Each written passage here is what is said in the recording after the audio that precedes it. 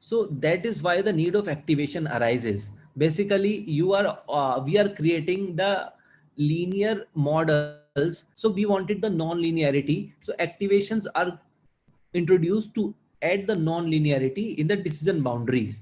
So if you see that this sigmoid, these 10H ReLU, these are all different kinds of activations that adds non-linearity. So basically the output, what output we see in the perceptron models, let's say if you want to apply the sigmoid activation, so these different activations, guys,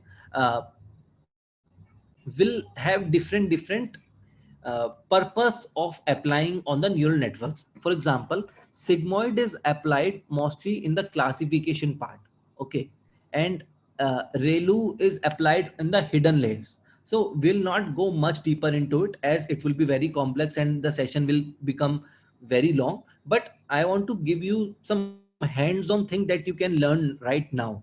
Okay, so you can see that when the activation functions got into this sigmoid activation function, if you see 1 upon 1 plus e to the power minus x, so this x here is the output of that sigma that we saw here.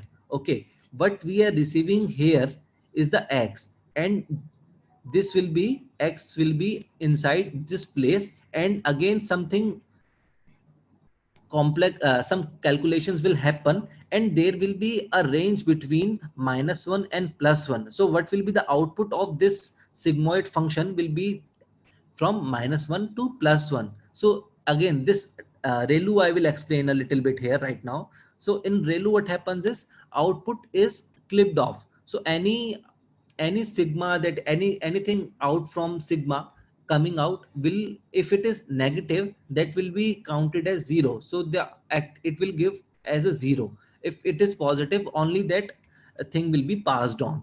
And then we have leaky ReLU, max out. So these are very less used, not very oftenly used.